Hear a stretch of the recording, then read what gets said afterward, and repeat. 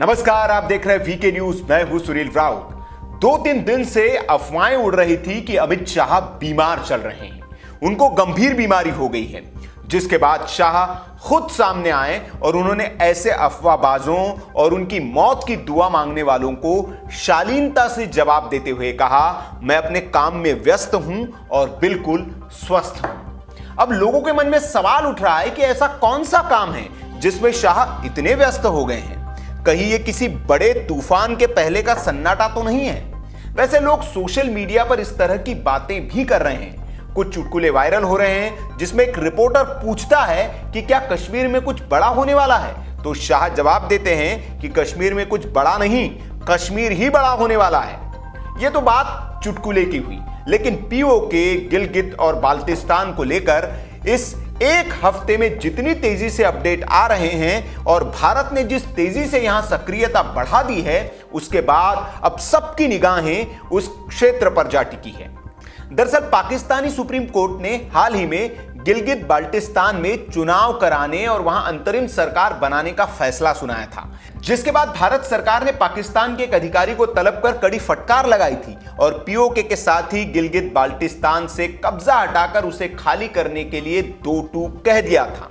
इसके बाद ही भारत के मौसम विभाग ने इन सभी क्षेत्रों को अपने मौसम बुलेटिन में शामिल कर लिया और दुनिया को संदेश दे दिया कि अब ये इलाका भी भारत का है, जिसके बारे में वे फैसले ले सकते हैं। इसके बाद भारत सरकार के दूरदर्शन न्यूज ने भी अब रोजाना पाकिस्तान अधिकृत कश्मीर और नॉर्दर्न एरियाज यानी कि गिलगित बाल्टिस्तान के मौसम का हाल बताना शुरू कर दिया है। और इधर यह सब हो ही रहा था कि दुनिया के सबसे बड़े सर्च इंजन गूगल ने भी भारत सरकार के झोली में पहले ही पूरा पीओके और गिलगित बाल्टिस्तान डाल दिया है।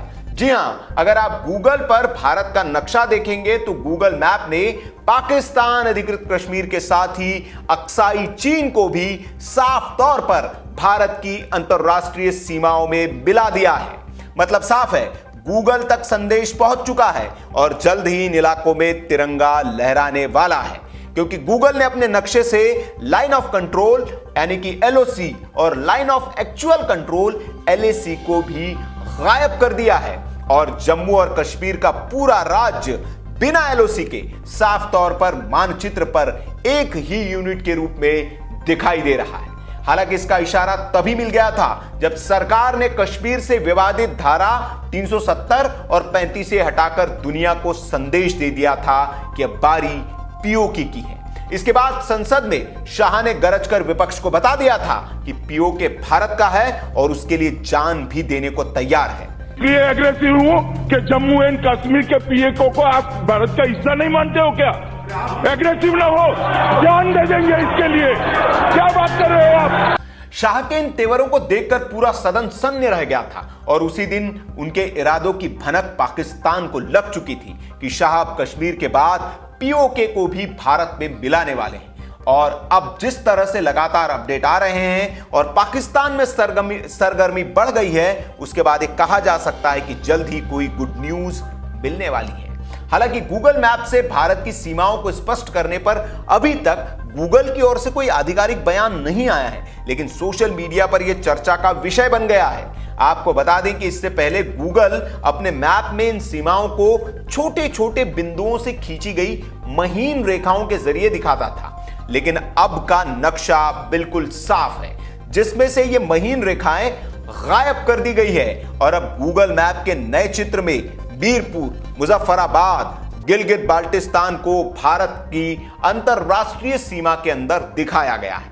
आपको यह भी जानकारी दे दें कि पाकिस्तान ने 1947 में आजादी के बाद हुए बंटवारे के फौरन बाद अक्टूबर महीने में ही भारत पर पहला हमला किया था। इस दौरान उसने आतंकवादियों की मदद से जम्मू कश्मीर के कई इलाकों पर अवैध कब्जा कर लिया था, जिन इलाकों को ही पाकिस्तान अधिकृत कश्मीर यानी कि पीओके के नाम से जाना जाता है। वहीं गिलगित बाल्टिस्तान इलाके को पाकिस्तान ने कबायली विद्रोहियों के साजिश से कर्नल मिर्जा हसन खान के द्वारा 2 नवंबर 1947 को गिलगित बाल्टिस्तान को आजाद घोषित कर दिया था, लेकिन महाराजा हरि सिंह इस इलाके को पहले ही भारत में मिला चुके थे।